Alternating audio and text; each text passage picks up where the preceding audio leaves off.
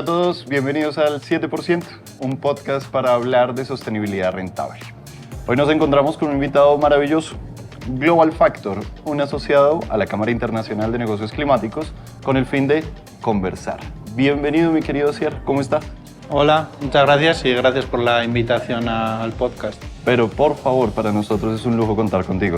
Nos acompaña también Armando Rusi, el señor codirector de la Cámara Internacional de Negocios Climáticos. Armand, ¿cómo estás? Bien, Iván. Chévere estar acá y Asier, bienvenido al podcast. Feliz de que nos acompañes. Tremendo y mucho por conversar. Bueno, esto es una conversación. Para conversar se necesita un buen café y buen material por ahí. Yo creo que ustedes tienen mucha experiencia en este tema de sostenibilidad, en rentabilidad, y la idea es esa. Pero antes de tocar esos temas, Asier, ¿quién es Asier? Cuénteme un poquito. ¿Quién es usted?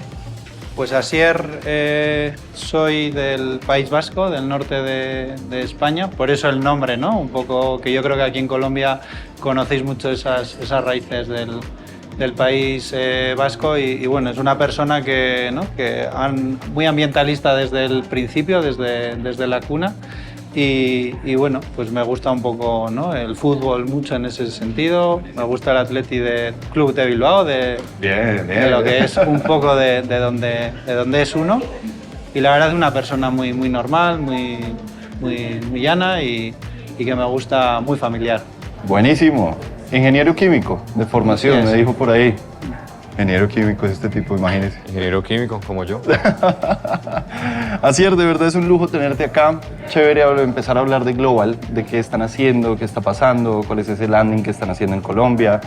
Yo creo que ustedes son una solución maravillosa para todo un ecosistema de negocios.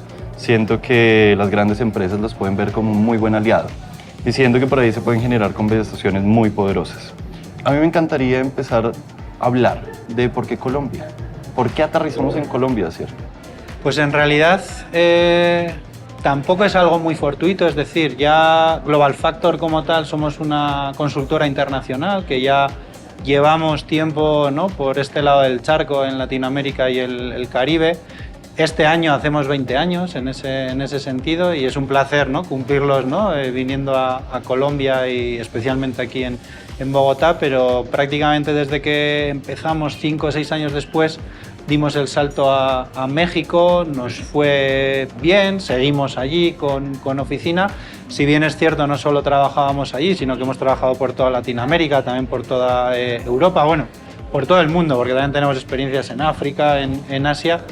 Y después de México, pues bueno, fuimos, ¿no?, analizando diferentes opciones y dimos el salto a Ecuador, en ese sentido, totalmente diferente a México y Colombia, pero de alguna forma sí que, ¿no?, hemos seguido creciendo allí. Tenemos un know-how aquí en Latinoamérica, tenemos equipo en Latinoamérica y queríamos, ¿no?, ir hacia un país, ¿no?, que tiene muchas posibilidades. Analizamos las diferentes opciones con el equipo que tenemos aquí y Colombia teníamos experiencias previas, ¿no? Yo estuve aquí hace 12, 13 años implantando una consultoría que teníamos con la CEPAL ya hace 5 o 6, no aquí en Bogotá, sino en Antioquia, en Medellín, por otros temas también más comerciales que tampoco, ¿no?, o sea, fueron muy allá, pero sí que conocíamos la zona y creíamos que había esas posibilidades y la verdad que esta semana que hemos estado aquí pues las hemos corroborado, ¿no?, que creo que hemos elegido bien.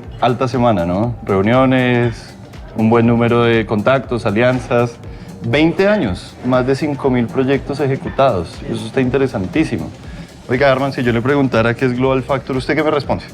Yo creo que en este mundo de sostenibilidad actual, donde ya nos dimos cuenta que solitos no la logramos, necesitamos esos aliados como Global Factor. Necesitamos empresas que traigan un expertise técnico. Sí, que nos ayuden realmente a poder enrutar, porque yo creo que las compañías necesitan aliados, necesitan ayuda externa, necesitan una visión y justamente desde afuera se ven cosas que a veces no se ven desde la parte interna. Lo único, yo sí que diría que ese expertise que viene de fuera nosotros siempre lo acompañamos con gente local. Es decir, no podemos aterrizar en los países si no vamos de la mano local, pues como es en este caso con ustedes, o en este caso, ¿no?, con el country manager, que no hemos podido elegir mejor persona que Luis Felipe, ¿no?, Quintero. O sea que en ese sentido yo creo que sí, que si alguien quiere dar el salto, la recomendación sería que no vengan desde allí creyendo que es todo fácil, sino que se vaya con alguien local, con un partner local, Bárbaro. porque si no todo es un poquito más complicado. Claro, tiene todo el Así sentido. es. Hablamos de sostenibilidad, pues creo que es una de las patitas. Empezar a mirar cómo activamos empleos en la manera de la región, trabajamos con la gente, tropicalizamos algunos procesos. Rapidísimo, 2 líneas para que la gente se lo lleve en la cabeza. ¿Qué es Global Factor y qué hace Global Factor? Nosotros somos una consultora, lo acabo de decir, internacional, ¿no?, especializada en cambio climático, que fue nuestro primer know-how, en sostenibilidad en general, en energía y en mercados ambientales, ¿no? Digamos que en una sola casa, ¿no?, la gestión de la sostenibilidad se puede hacer con nosotros. Si empezamos a hablar de sostenibilidad corporativa, Arman, que es uno de los temas que yo creo que mejor domina Global Factor, ¿por dónde lo hilamos? ¿Cómo empezamos a entablar una relación ahí? ¿Qué se le ocurre? Yo creo que primero es preguntarle a Asier, ¿cómo ves tú que el mundo de los negocios está cambiando, entendiendo que hoy en día hay temas sobre la mesa que no se veían hace 20, 30 años? Hablamos de net zero, hablamos de descarbonizar, hablamos de temas de proveedores, de grupos de interés, de carbono. Han aparecido un montón de conceptos sobre la mesa. ¿Y cómo eso lleva a que los negocios cambien? ¿O cuál es la perspectiva de los negocios que vienen en el futuro considerando estas nuevas variables? En ese caso, yo lo que diría es que la sostenibilidad lo vería como dos frentes, ¿no? Como en dos frentes. Por una parte, es un cambio de cultura organizacional, es decir, que al final la sostenibilidad se tiene que ver como una inversión. En base a nuestra experiencia y en estos 20 años que llevamos implantando soluciones, ¿no?, en esas grandes áreas que hemos comentado, este tipo de inversiones lo que les ayuda a las organizaciones, por una parte, es a conocerse mejor y al final cambiar esos procesos que una vez que tú conoces, ¿no?, hablábamos, ingenieros químicos, optimizar procesos y en esa optimización de procesos mejora, ¿no?, de esos recursos y al final más rentabilidad, ¿no?, en ese sentido, con lo cual matas 2 pájaros de un tiro, que obtienes mejor rentabilidad y eres más sostenible, ¿no? O sea que en ese sentido yo creo que es algo que tiene que estar en el cuore de las organizaciones y quien no lo vea, ¿no?, pues en ese sentido creo que está más o menos ciego, ¿no?, Muy bien. como tal. Hablamos de Net Zero. ¿Qué es Net Zero, señores? ¿Por dónde hilamos todo eso? ¿Cómo lo aborda Global? ¿Qué pasa en Net Zero, Arman? ¿Qué estamos haciendo en Net Zero? Yo creo que es una carrera, hemos entrado en esa carrera, Asier, yo creo que tú lo sabes, ¿no? Hay una carrera climática hoy en día de que esto ya no es solamente que el planeta se vaya a acabar, sino que los negocios se están afectando. Y hay unos plazos establecidos, hay unos compromisos internacionales, y yo creo que todas las empresas se han puesto como en la tarea de meter ese net zero en sus agendas. Pero yo creo que aún falta un poco de... Creo que hay demasiada incomprensión de cómo hacerlo. Hay demasiada información, hay demasiadas rutas, y para las empresas que les gusta que se la pongan fácil, pues te encuentran en el mercado un montón de opciones. ¿Qué ofrece Global que permite a las empresas tener una ruta hacia ese net zero contundente? Es una pregunta o un comentario muy bueno, es decir, la parte de Net Zero, nosotros como tal, como yo os comentaba, ¿no?, en ese sentido, yo llevo casi, ¿no?, esos 20 años en la organización, llevo 17 en la misma y como os comentaba, ¿no?, cuando hemos estado hablando anteriormente fuera de cámaras, en ese sentido fui como el primer ingeniero que entró en la organización cuando éramos solamente 10, 12 personas y ahora somos unas 150 a lo largo y ancho del mundo. O sea que hemos crecido, ya tenemos técnicos y de todas las ramas y backgrounds que os podéis imaginar. Y ha cambiado mucho un poco en ese sentido. Cuando yo entré, digamos que nuestro CEO, ¿no?, que pasó Laun, a mí me dijo, mira, aprende qué es la huella de carbono, y era uno de los pocos locos que trabajaba esos temas. Sí. Ahora soy profesor en diferentes universidades de España, allí en Madrid, de estos temas, pero yo aprendí haciendo, a mí nadie me enseñó. Y en ese sentido, claro, desde entonces hasta ahora ha cambiado mucho, ¿no? Y ahora ya hablamos de Net Zero, ahora sí que lidero este departamento de Net Zero y ya no es solo la huella de carbono es la primera parte que hacemos, luego está la parte de un plan de descarbonización. Por aquel entonces también lo hacíamos, pero ahora se habla un poco de la descarbonización en base a la ciencia y obtener un poco esos objetivos de acuerdo al Acuerdo de París, valga la redundancia. Básicamente lo que a mí me dieron fueron las normas que existían por aquel entonces asociadas al cálculo de la huella de carbono, ¿no? Del GHG Protocolo anglosajón o la ISO 14064 de aquel entonces, de 2006, que ha tenido otras 2 nuevas versiones, ¿no? en ese sentido. Y de alguna forma lo que se me pidió es que liderara eso cuando no había conocimiento, ¿no?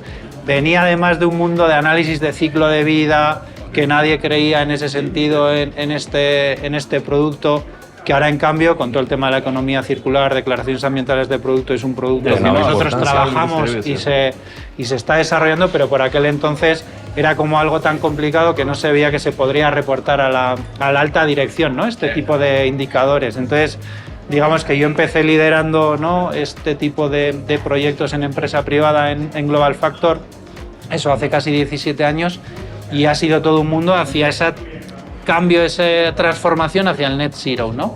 Entonces, como tal, desde la huella de carbono, los planes de reducción que hacíamos por aquel entonces, que eran básicamente analizar qué inversiones tenían las empresas y ponerlos en un documento, ¿no? Ahora, en cambio, es ver hacia el futuro, hacia dónde queremos llegar en base al Acuerdo de París y basados en la ciencia, y llenar ese gap, ¿no? Hay que ver cómo vamos a llegar ahí. Asier, con lo que dices, ¿cómo ha sido esa transición de ver una huella de carbono desde una perspectiva inicialmente ambientalista, y como sí hay que mitigar la huella de carbono, etcétera, etcétera, por los efectos del cambio climático, pero cómo ahora esto ya entra, y tú que entiendes de optimización, a que un directivo diga, ok, es que esto realmente representa ventaja competitiva, representa billete, representa que mi empresa puede tener ahorros? ¿Cuál ha sido para ti ese cambio, si se ha dado, cómo se veía antes y cómo se ve ahora? Sí. Sí, totalmente. Antes, digamos que teníamos que hacer, ¿no?, en cada reunión casi era una formación y una sensibilización, ¿no?, de qué era el cambio climático o ahora la emergencia climática y qué era todo este mundo, ¿no?, en ese sentido.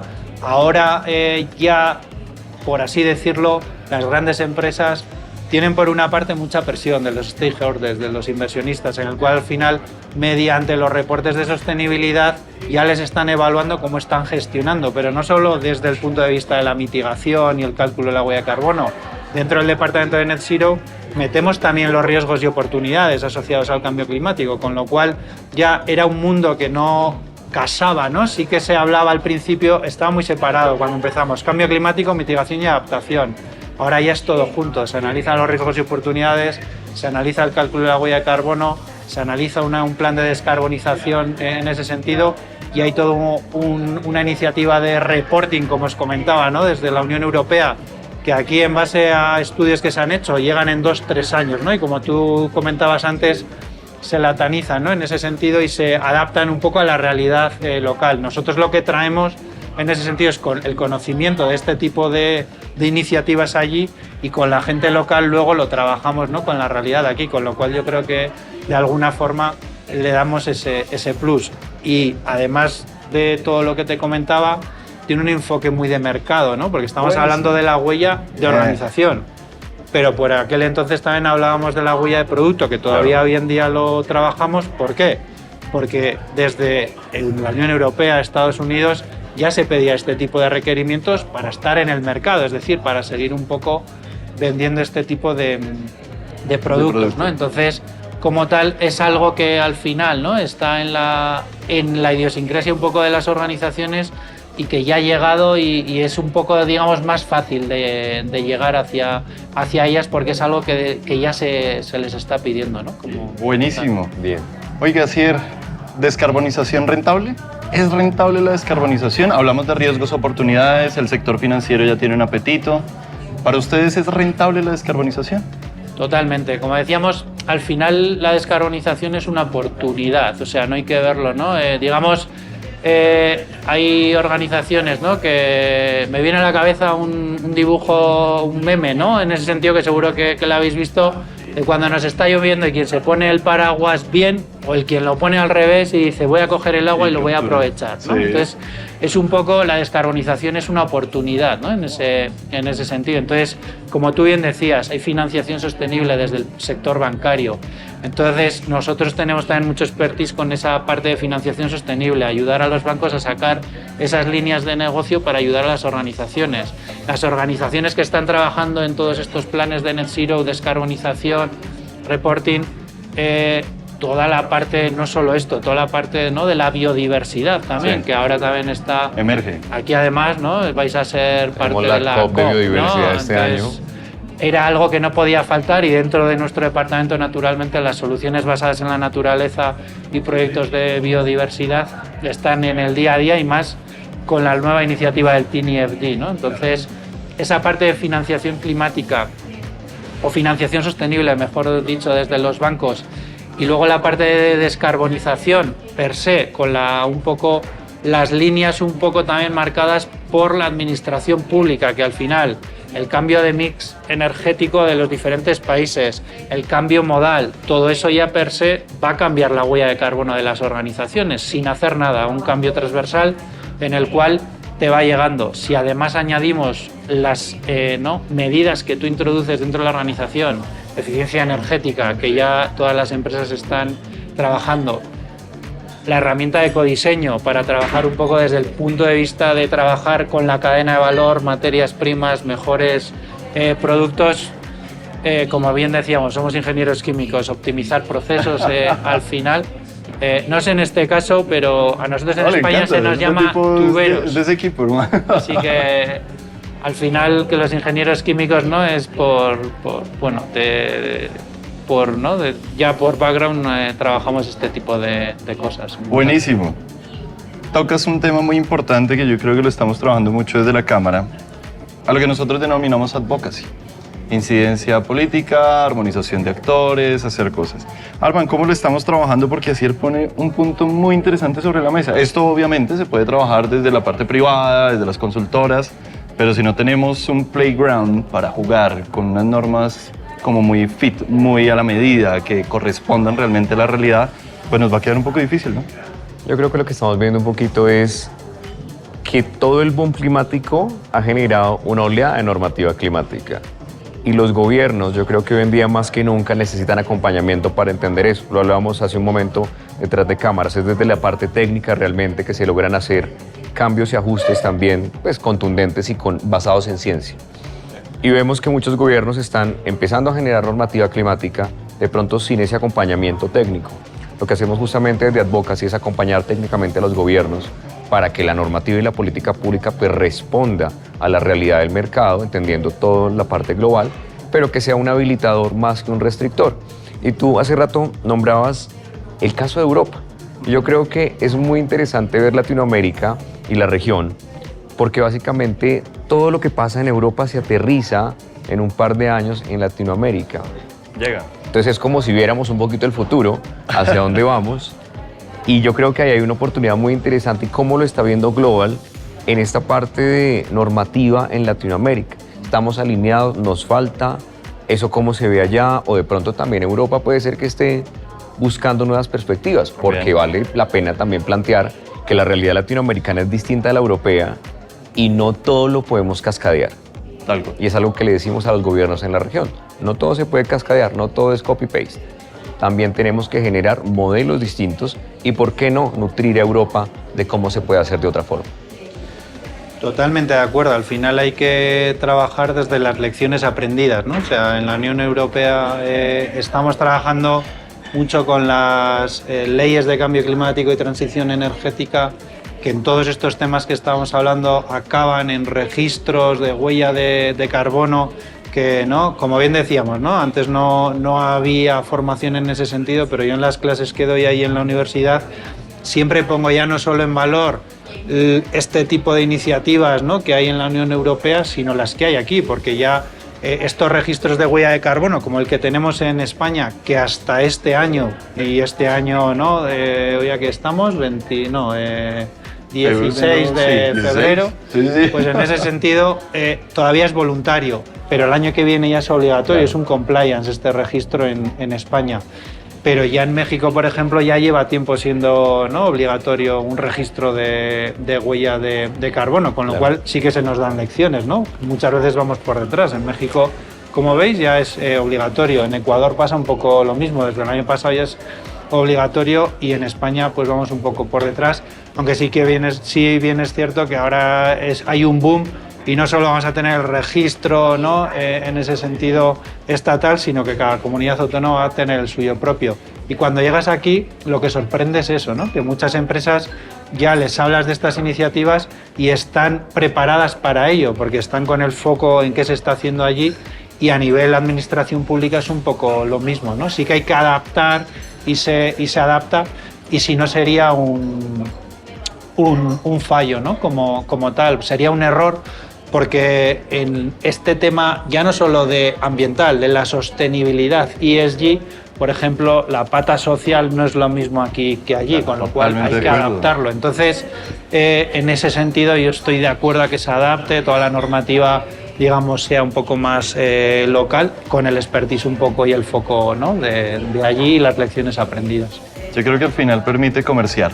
Yo creo que esto es una perspectiva de mercado muy clara y nos permite realmente pues intercambiar no solamente conocimientos, sino dar una atracción en mercado. Mi querido Osier, vamos redondeando.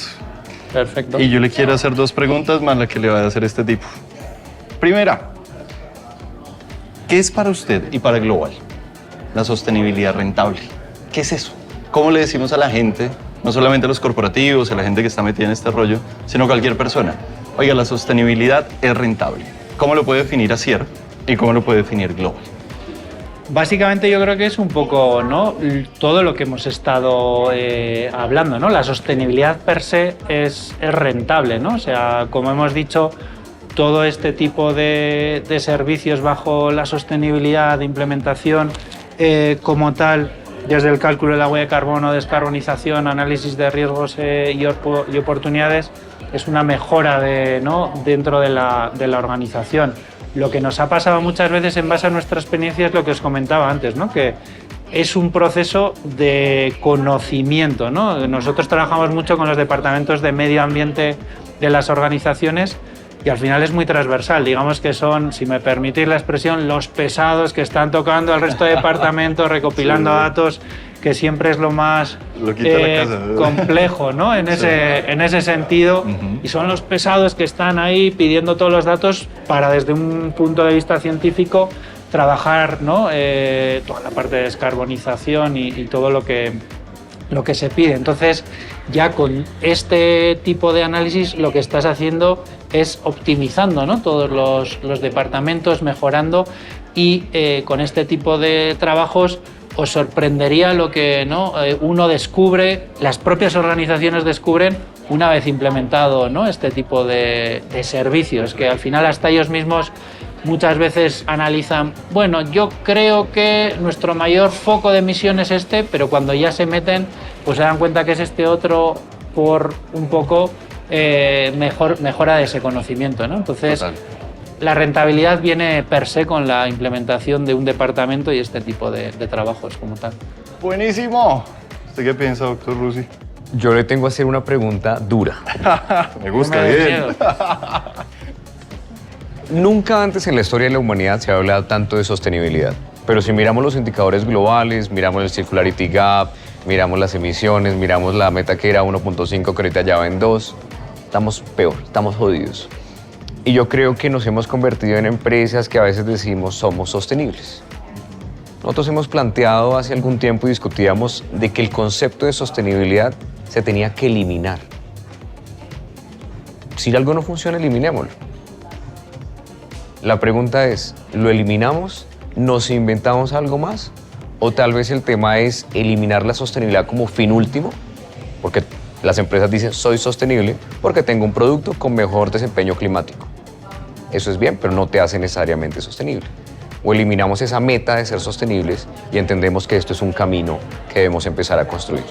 O sea, creo que has dado en el clavo, ¿no? Cada vez hay más conceptos nuevos que se están sacando, entre ellos el de Net Zero, ¿no? Pero nosotros como tal, lo que hemos dicho, ¿no? Yo llevo 17 años en el sector, la organización lleva 20 años pero tenemos compañeros y compañeras que llevan 40 y 50 años, ¿no? Y yo he hablado con ellos sobre la sostenibilidad, la economía circular, Ajá. y te dicen, lo trabajábamos ya hace Claro, 40, ya 50 existía. años, ya Sí. existía, si esto no es nada nuevo, desarrollo sostenible era antes, se cambió a sostenibilidad, responsabilidad social corporativa, ahora ESG, es decir, estamos al final trabajando un poco lo mismo con diferentes iniciativas. Entonces, sí que es cierto que al final, como tú bien decías, es un poco eliminar el concepto de sostenibilidad, es integrarlo, es algo que ya per se se debe de trabajar. Ni uno se tiene que preguntar si es rentable o no, es algo que ya uno tiene que hacer, y no porque sea un compliance, algo que venga, ¿no?, el advocacy, porque venga desde la administración pública, sino que sea un poco el core de las organizaciones. Me da lo mismo además que sea una empresa familiar, una empresa multinacional, sino que todos tenemos que tender hacia ahí, ¿no?, a trabajar la sostenibilidad. Al final hay que llamarlo de algún modo, ¿no? Pero en ese sentido... Hay que definirlo. Sí que es cierto que el término de sostenibilidad es muy amplio, porque hablas con algunos y hablan más del tema ambiental y no del tema social o gobernanza. Entonces, ahí sí que es cierto que bueno, que haya una pequeña definición y saber un poco de qué estamos hablando nunca viene mal, ¿no? Pero sí que es cierto que desde hace un tiempo estamos un poco trabajando sobre lo mismo, y bueno, este tipo de discusiones o de que estén sobre la mesa nunca vienen mal, porque al final, mientras se hable de sostenibilidad, ¿no?, y vayamos hacia ahí, creo que, ¿no?, es mejor para todos. Nutre la conversación, abre también otras perspectivas. Nosotros siempre decimos que es gestión eficiente de recursos. Eso es. La jugada está acá. Y entonces, bueno, empezamos, digamos, a cacarearlo por otros lados. Mi querido Asier, realmente es un gusto tenerte acá. Igualmente. Mil gracias por el espacio. Es un lujo tenerte aquí personalmente. Sabemos que viene mucho trabajo por delante. Es un lujo contar con ustedes como asociados de la Cámara. También quiero darle las gracias a Colorado, que es el host de hoy. Es un restaurante maravilloso, un chapinero. Precioso. La verdad. Creo que te llevas una buena impresión de lo que pasa a nivel gastronómico también aquí en Bogotá. Es una panadería que vende cócteles, vino y otra vaina. No, encontramos una serie de ingredientes naturales, locales, Chévere, ¿no? deliciosos. Ahorita nos comemos alguito, nos tomamos algo, porque acá todo es Sin increíble. duda. Entonces, buenísimo. Entonces, mi querido Asier, mil gracias de verdad. A vosotros. Gracias por compartir tantas cosas. Que esta conversación no para acá. Creo que más allá de lo técnico, de lo que hay que trabajar y tal, las personas son las que mueven todo esto, y todo lo que puedes aportar, la historia, la experiencia y todo esto, suma. ¿Algo más para ir cerrando? Simplemente agradeceros el poder estar aquí con vosotros, también ¿no?, un poco el que hayáis hecho, un poco que hayamos podido aterrizar también, ¿no?, de la mano de la Cámara, de vosotros. Creo que no tenemos, no podríamos haber encontrado un mejor aliado, ¿no?, en ese sentido. Ahí también gracias a Luis Felipe, ¿no?, que nos llevó a vosotros, ¿no?, en ese sentido. Y yo creo que esto es solo el comienzo, y nos vemos en el camino, vamos. Buenísimo. Muchísimas gracias. Gente A vosotros. bonita, nos vemos después en otro 7%. Chau.